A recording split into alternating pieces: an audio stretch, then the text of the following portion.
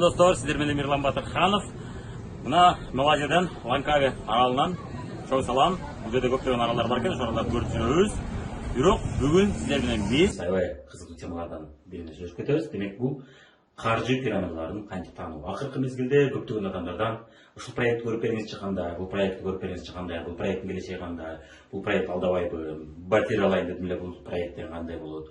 Bestway'дин келечеги кандай деп ойлойбуз, же Life is Good'тун, же болбосо Skyway'ди кандай деп ойлойбуз, же дагы бир мен билбеген проекттарды айтышат. Ошолордун баарын айтып кетмекчимин. Ошолордун баарын ар бирин мен чукуп изилдеп сизге жооп айтканы тилекке каршы көп убакыт кетип калат. Ошонун баарын ар бирин чукуп отурганга негизинен убакыт көп кетип калат. Анан ошол эле учурда мен ар бир чыккан проектти көрүп отура берсем дагы туура эмес болуп калат. Сиздер өздөрүңүздөр ушул видеону көрүп алып, каржы пирамидалары менен инвестицияларды кантип айырмаласа болот. Каржы пирамидалары менен тармактык маркетинг, чыныгы тармактык маркетинг компанияларын кантип айырмаласа болот.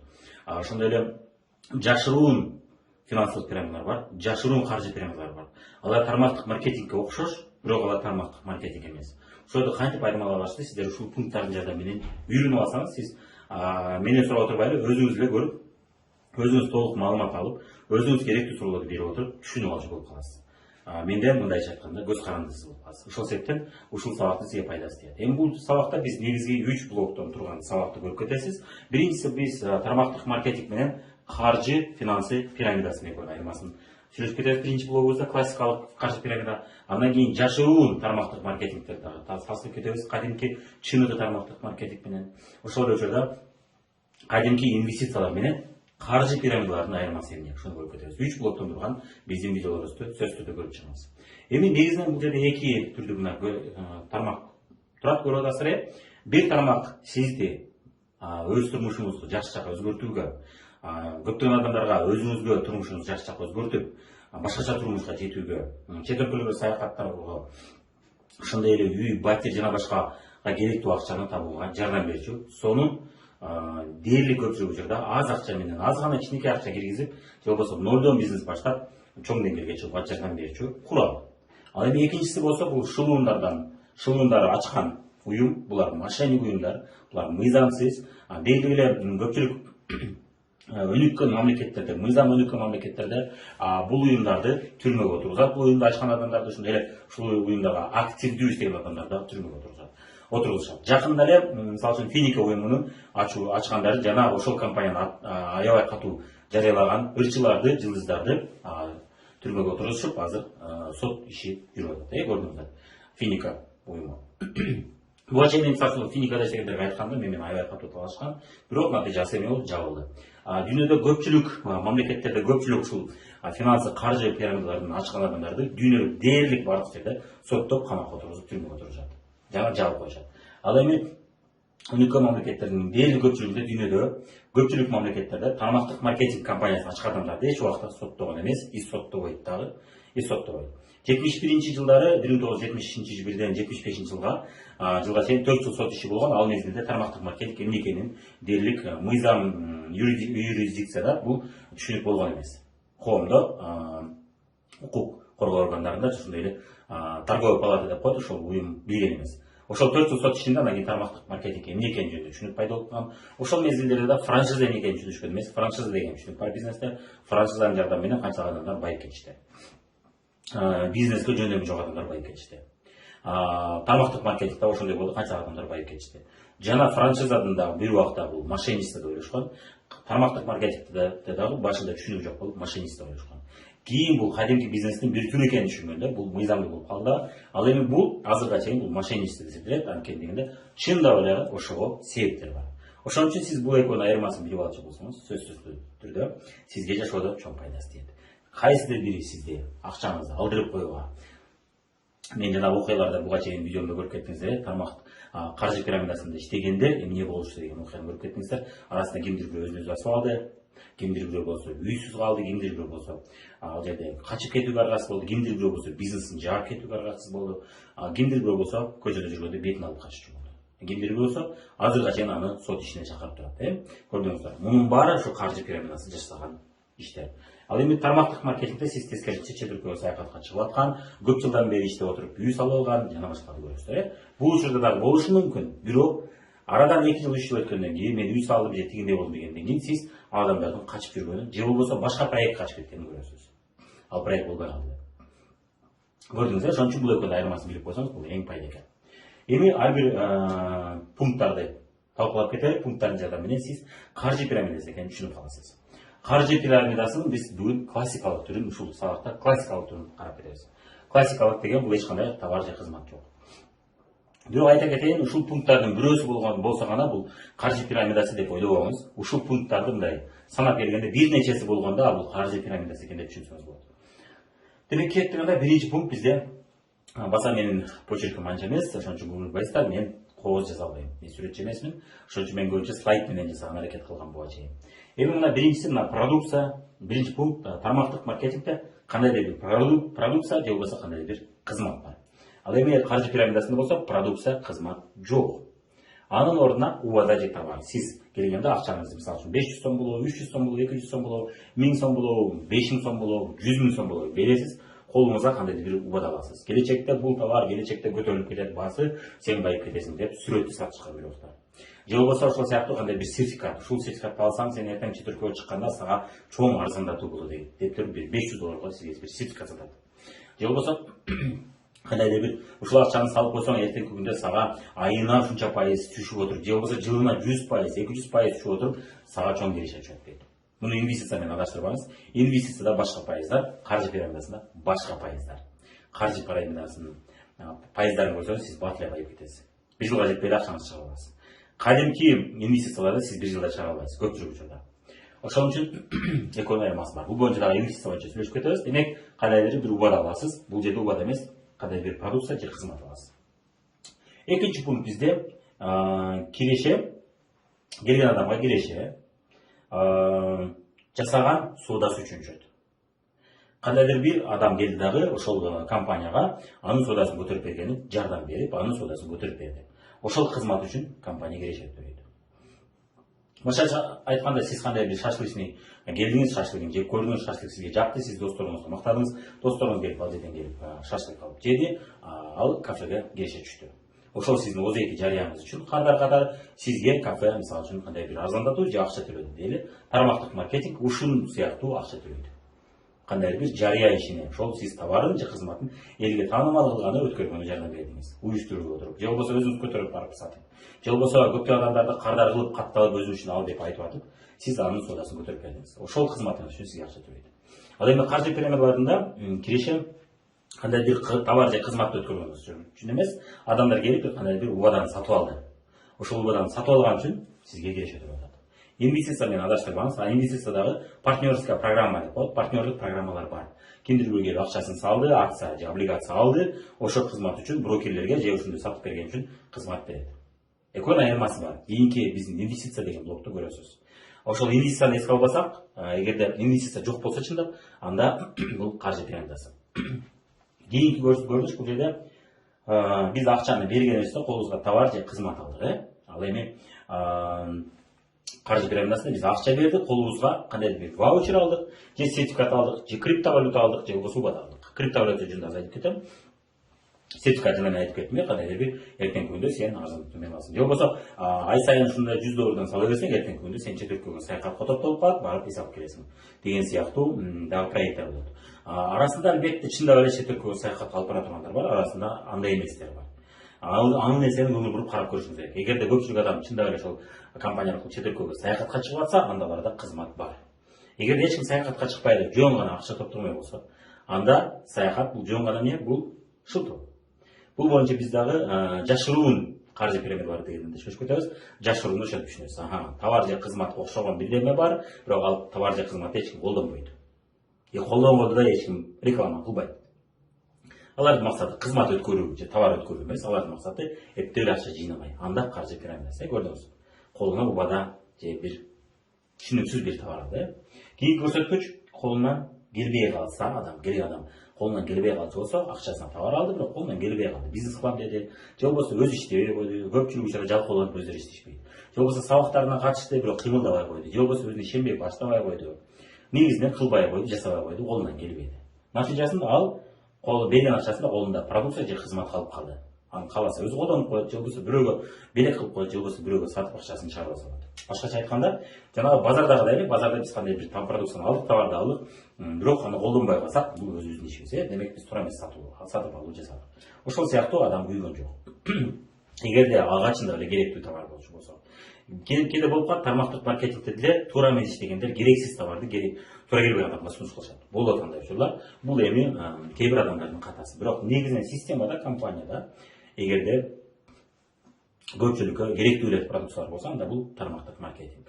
Көпчүлүккө керексиз адамдар анча деле колдонбогон товар болсо, анда жашыруу пирамида болуп калышы мүмкүн. Бул боюнча биз кийинки сабакта сүйлөшүп кетебиз. Демек, ал эми классикалык каржы пирамидасында колунан келбей калчу болсо, анын колунда эмне калды? Товар же кызмат жок. Убада гана бар. Анан акчасы жок калды ошол себептен.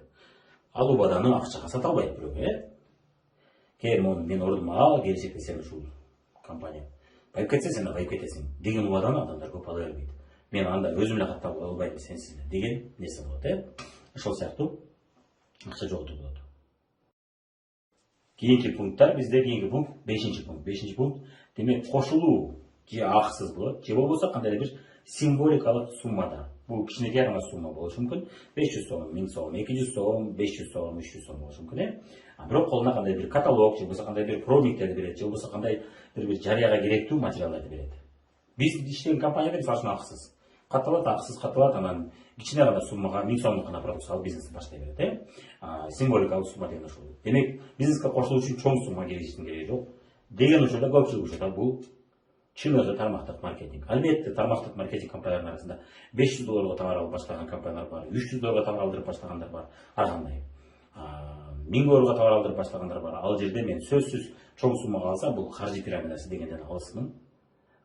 Бул бир гана көрсөткүчү болушу мүмкүн да. Бирок каржы пирамидаларында көбүнчө же кошулуу үчүн чоң акча киргизесиз, же болбосо кичинекей акча, мааниси жок. Бирок сөзсүз түрдө акчасыз кирбейсиз. Тармактык маркетингге сиз акчасыз кирсеңиз болот, көпчүлүк учурда. Же болбосо символикалык кандайдыр бир 200 сомго сиз каталог алып, пробник алып баштайсыз. Бул учурда сиз 200 сом бересиз, 300 сом бересиз, колуңузга дагы эмне аласыз? Туура айттыңыз, убада аласыз. Эч кандай каталог же жарыя албайсыз. Эмнеге дегенде ал пирамидага түшчү акча. Аны чакырып келген адамга 200 сомдон, мисалы үчүн 10 адам топтоп, мисалы үчүн Элиза буюмдары, же болбосо кандай бир төшөк, кандай бир идиш аяктарды берип атышты, 200 сомдон 10 адам көтөрүп келсе, 2000 сом топтолот, 2000 сом, 1,5 сомдон сизге идиш беребиз деп ушундай убада беришет. Колуна товар алган жок, көрдүңүз. Бул учурда сиз 200 сомду бирөөгө бербедиңиз. Сиз өзүңүзгө керектүү жарыя үчүн керектүү каталог алдыңыз, же болбосо кандай бир колдонуп көрчү кичинекей продукцияларды алдыңыз. Же болбосо ишке үйрөтчү бир китепчени алдыңыз. Ошол менен кошулуп атасыз, көрдүңүз. Бул эми башка бизнес баштасаңыз деле керек десе болот да. Мисалы үчүн любой эле бизнес баштасаңыз, сиз кандай бир буклеттерди алсаңыз, ошол товар, ошол фирманын товарларын изилдейин деп аласыз. Ошол сыяктуу.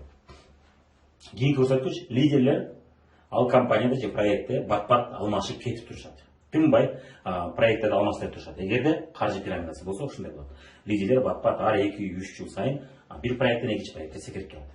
Ошодон сиз түшүнсөңүз болот, буга чейин ошол жерде иштеген лидерлер кайсы жактарда иштеп койгон. Фамилиясын жазып, мурунку тарыхын карап көрсөңүз, бул лидерлер ар кайсы проекттерди секире берет. Эмнеге дегенде, тармактык маркетингде иштеген адамдар көп кете бербейт. Эмнеге дегенде, продукцияга, кызматка элди көндүрүп койду. Анткенден да бир айтып кетчү көрүнүш, көбүнчө кадимки чыныгы тармактык маркетинг компаниялары, алар өзүнүн стратегиясын, өнүгүү стратегиясын көп жылга багытталат да. Ушул кардарларды көндүрүп койсок, кардарлар дайым алып турса, ошол бизге стабилдүү кирешек түшүп турат. Ошондой стабилдүү деги эле бардык эле бизнестер ушундай, бардык эле компаниялар, iPhone болобу, Samsung болобу, баары тең эле сизди ошол продукцияны жакшы көрдүрүүгө аракет кылат. Ошол жакшы көрсүн деп көптөгөн функцияларды кошот. Жакшы көрүп калсын, көнүп калсын деп, сонун функцияларды кошумча берет. Анан сиз көнүп калгандыктан ошол марканы мактап, ошол марканы ала баштайсыз. Тармактык маркетинг компаниялары дагы өздөрүнүн продукциясына, кызматтарына ошондой сонун нерселерди киргизүүгө аракет кылат. Себеби дегенде алардын стратегиясы эмне? Көп жылдык кардар табуу. Ал эми каржы пирамидаларында көп жылдык кардар табуу эмес. Алар мүмкүн болушунча бат акча киргизиш керек адамдарды бат киргизиш керек дагы. Бат тез киргизиш керек. Алар тез акчасын киргизсе, акча тез айланып, алар тез байып, өзүнүн керектүү суммасын тез бат топтоп алып жаап коюш керек. Ошол себептен ал жерде туруктуу иштөөгө мүмкүн эмес. Өтө сейрек учурда болот 10 жыл, 20 жыл иштеген каржы пирамидалары бар. Мисалы үчүн Бернард Мейдовдун пирамидасы 28 жыл иштеди.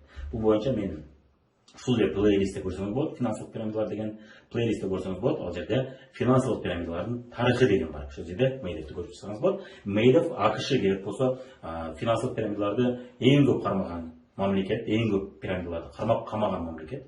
Ошол мамлекетте да 28 жыл элдин башын айландырып жүрүптүр. Анан 28-жылы кризис болгон, анан билинип калды ал пирамида экен. Бул өтө сейрек, бирок көпчүлүгү 2 жыл, 3 жыл, 5 жыл гана иштейт. Анан кийин жабылып калат. Керектүү сумма чогулгандан кийин өзгөчө жаңы адамдар келиши өтө кыйын болуп калгандан кийин ал пирамида жабылат дагы, лидерлер башка проект чогулуп жүрөт. Албетте ошол эле адамдарга улам убада берүү кыйын. Убаданы кайра сатуу кыйын. Адамдар убаданы жөн эле убаданы кайра сата бербейт. Алар алса бир жолу же бир жылда бир жолу алат. Ал эми продукцияны кайра ала бериши мүмкүн. Эмнеге дегенде улам ал продукция бүтүп турат же кызмат бүтүп турат, ошол кызматты кайра алат. Мисалы үчүн чачын артык болгон сайын жасатат деген сыяктуу кызматы дагы бул кандай бир юридикалык кызматтар болушу мүмкүн, же болбосо страховой кызматтар болушу мүмкүн. Ал кызматтарды жыл сайын же 2 жыл сайын же болбосо 5 жыл сайын алып турат. Продукциялар болсо батыраак алып турат. Ошол сыяктуу бул жерде бат-бат алып турбайт.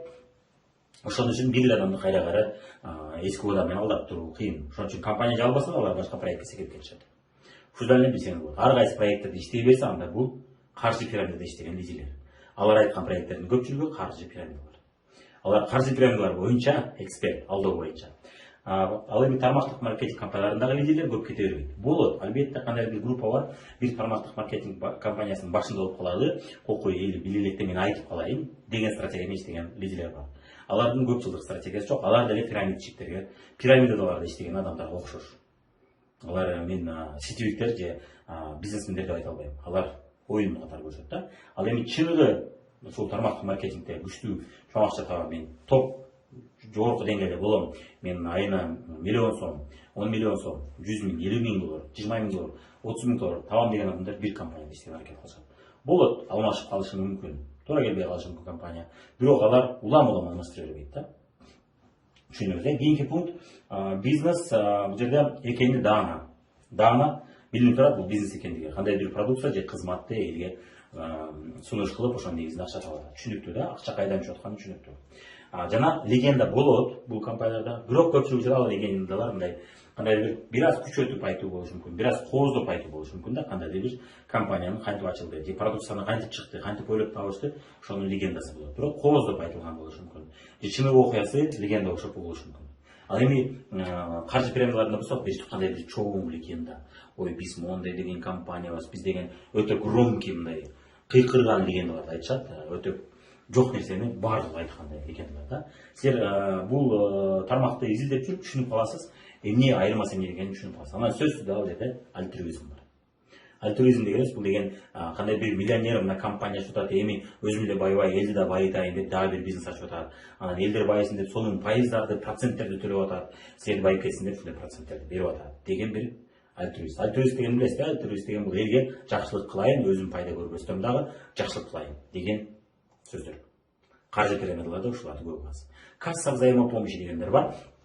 Дагы бир видеобуздун блогунда биз айтып кетебиз, деги эле пирамидалардын кандай түрлөрү бар билип аласыз. Касса взаимопомощи дегенде ушундай эле менин каналымда финансылык пирамидалар деген плейлистте сиз көрүп көрсөңүз, ал жерде 1,5 саат иши толук айтып берген. Касса взаимопомощилерди айткан, бүт түрлөрү көрсөтүлгөн ал жерде. Касса взаимопомощида ой биз бири-бирибизге жардам беребиз деген альтруизм бар. Ошол сыяктуу мындай кандай бир кыйкырык сөздөр көп айтылса, убадалар айтылса, кандай бир легенда, кооз легенда, бир миллионер ушундай ачты, болбосо биз мына недвижимосттен шунча пайыз акча табабыз, мына 100% жылына же 200% табабыз дегенде мен түшүнүктүү болду. Изилдеп көрдүм, анан кийин негизинен недвижимостьте бир күн сен өйдөп сатасың, бир күн ылдый сатасың. Тоо келип барды өзүң, эгерде алып сатам десең. Кээде артып кетип каласың. Бирок гарантия жок да. Эгер арендага берсек, гарантия көрөк. Инвестициянын өзүнүн түрлөрү болот. Анан көрүп эле, мисалы үчүн Квестер деген проектте көрүп эле мен инвестицияда өзү гарантия жок, бирок булар гарантия төлөп атат деген сыяктуу мына ушул сыяктуу легендаларны мен түшүндүм да. Бул легенда экен, чоң легенда экен, кооз легенда экен, чынында ал недвижимостьпен иш кылбай бересиз деп түшүндүк да. Ошол легендаларды сиз түшүнөсүз. Бул жерде бул легендаларды кадимки бизнестерде колдонот. Мисалы үчүн Coca-Cola кантип ачылганын көрсөңүз болот, кантип ойлоп табылган. Ушул сыяктуу легендаларды түшүндүңүз, бул окуяга окшогон. Бул жакта кандай бир күчөтүү, биздин жетекчи деген мындай деп, ошол жетекчини мактап, ушул компаниянын ээси деген мондой деп кечке макташса, компаниянын ээсинин жетекчилери түшүнүктүү легенда. ошол адамды асманга чыгара берген аракет кылат. Эмнеге? Ушуга ишенсин, ишенип акча салсын деген саясат жүрөт ал жерде. Түшүндүңүз, Ушул сыяктуу легенда бар. Кийинкиси, бул жакта деле легенда болушу мүмкүн. Бирок ал өтө кооздоо койт да. Бир аз кооздоо койт. 8-чи пункт эркин тандоо. Сиз бул жерде компаниялар биз айтып кеттик, көп жылдык стратегия болгондуктан сизге маалымат берет. Анан бир-эки чалып, дагы бир көр, изилдеп көр деп жолугушууга чакырышы мүмкүн. Бирок артыңыздан түшүп алып, же болбосо өтө көп акча чачып, сизди эптеп киргизип алалы деген көрүнүштөн алыскылар. Маалымат беришет, бир аз кызыкса көбүрөөк айтып беришет, бир аз өзүнө көмө санаса дагы жардам беришет. Бирок өтө чоң акча чачып, кыйкырып реклама жарыялар жасай бербейт. Кээ бир компаниялар бар, ушул жолго түшүргөн бар. Тармактык маркетинг компанияларынын арасында бар, анчалар бар, ушул жолго түшүргөн. Бул кандай жол? Көрө эле, агрессивдүү жарыялоо, акча чачуу, кандай бир чоң кымбат отелдерде жолугушууларды өткөрүп, баары тең өтө кымбат костюмдарды кийип алып, сахнадан акчаларды чачып, өтө кымбат турган жылдыздарды, ырчыларды алып келип, аларды ырдатып, шоулар жасап, негизинен жаңы келген адамга ушундай нерселерди жасап, алардын алдап коюу үчүн, ишендирүү үчүн ушундай нерселерди жасап, чоң жылдыздарга акча төлөп, ошентип чакырышат. Бул дайым жасалган иш. Бул компаниялар же кадимки бизнес, мисалы Coca-Cola болобу, же болбосо Шора болобу, ушул сыяктуу компаниялар да муну жасашы мүмкүн, тармактык маркетинг менен. Бирок бул дайым эмес, кээде болот, же болбосо чоң компания деңгээлинде бир Москвада, мисалы, же болбосо Нью-Йоркто уже көп жылдан бери иштеп, чоң айына 100 000, 500 000, миллион сом акча таап аткан лидерлердин жолугушуусунда болушу мүмкүн бул жерде. Бирок элге реклама жасоодо ал нерсе жок. Бул жерде элге реклама жасоодо дагы ушул нерсе бар, Анан албетте чоң сөздөр, келечекте силер миллионер болосуңар, триллионер болосуңар деген сыяктуу өтө чоң убадалар. Бул жакта дагы убадалар бар. Coca-Cola Билайнда да иштеген адамдарга да убадалар бар. Шорода деле иштегенде биздин миссиябыз келечекте ушунча жылы 2020 болсо эле Шора компаниясында иштеген жумушчулар эң көп пайда алуучу деңгээлге чыгышат деген миссия коюшкан. Убада. Бирок силер миллионер болуп кетесиңер деп эптеп ушул компанияга алып келип эптеп акча салдыруу жолу бул жакта бар. Бул жактан эмес. Бул жакта кандай бир миссия түрүндө айтылат. Көрдүңүз, видение түрүндө, миссия түрүндө айтылат. А бул жакта ар бир адам болосуңар деп чоң убадаларды берет. Ошондон сиз түшүнсөңүз болот. Демек мына бизде биринчи блок бүттү. Кадимки каржы пирамидалар менен чыныгы тармактык маркетингде айырмасын көрүп кеттиңиз. Бул эң оңой. Негизинен продукция барбы, жокпу, жана ал продукция же болбосо убада элге кызматы, пайдасы барбы, жокпу. Дагы бир көрүнүш, ушул жерде эгерде кандай бир убада же продукция сыяктуу нерсе болсо, аны сырттан кимдир бирөө сатып алган мүмкүнчүлүк болсо да бул тармактык маркетинг. Ал эми сырттан бирөө сатып алган мүмкүнчүлүк болбосо, сөзсүз бул жакка кошулуш керек болсо, анда бул каржы пирамидасынын дагы бир белгилеринин бири. Негизинен муну бошогон белгилерди да көрүп жүрүп, мен ойлойм, дагы көп түшүнүп каласыз. Биздин мындан кийинки биздин жашыруун каржы пирамидалар жана инвестиция менен каржы пирамидасынын айырмасы жөнүндөгү блокторду көрүп кетиңиз. Бул жакта жогору жакта ушул видеолор аз чыгып калат. Дагы бир көрүнүштөрдүн бири, баса айтып кетчү нерсе, бул жакта агрессивдүү реклама дедикпи? Агрессивдүү рекламада кокуй, мына малыңды сат бул жакка киргиз, кокуй деген үйүңдү сат бул жакка киргиз, акча киргиз деген тынбай үгүттөө каржы пирамидаларда. Бул жакта кээ бир адамдар жасашы мүмкүн ал нерсени, бирок компания жасабайт. Компания тарабынан, чоң лидерлер тарабынан адекватный дегенибиз аң сезими жайында лидерлер аны жасабайт. Бирок арасында кээ бир бул жактан келген адамдар болуп калышы мүмкүн, алар дагы айтып калышы мүмкүн. Ошого албетте сиз тандаганда компанияны гана эмес, тармактык маркетингди гана эмес. Компанияда туура тандаш керек, тармактык маркетингди дагы таанып билип ошону туура тандай билиш керек. Жана команданы да туура тандаган аракет кылыңыз. Көп жылдык стратегиясы бар команда лидерлер иштейби? Эптеп эле акча салдырып, эптеп эле чоң сумма товар алдырсам деген лидерлер иштейби? Же болбосо жок, чоң сумма албаңыз, өзүңүзгө керектүү продукцияны алып гана баштаңыз деген стратегиядагы лидерлерге. Ошого да көңүл буруңуз. Мен мисалы үчүн ошондой жолдон иштейм. Ошого да туура көңүл буруңуз, ошондо сиз эч убакта адашпайсыз, акчаңызды алдырып койбойсуз жана акчага күйүп калбайсыз. Анын ордуна тескерисинче башында бизнести жасай албай атсаңыз да, кийин барып жасап кете турган болосуз. Эми видео жаккан болсо албетте биздин каналды колдоп коюңуздар, каттала элек болсоңуздар катталыңыздар, лайк басыңыздар, комментарийге өзүңүздөрдүн ой пикириңиздерди, суроолоруңуздарды жазыңыздар сөзсүз түрдө. Жана ошондой эле албетте бул видеону көбүрөөк адамга таратып, көбүрөөк адам өз акчасын алдырып койбостон, же болбосо эртеңки күндө үйсүз, автоунаасыз, же болбосо малы жок калбаш үчүн ушул видеону сөзсүз түрдө бөлүшүп кетиңиздер.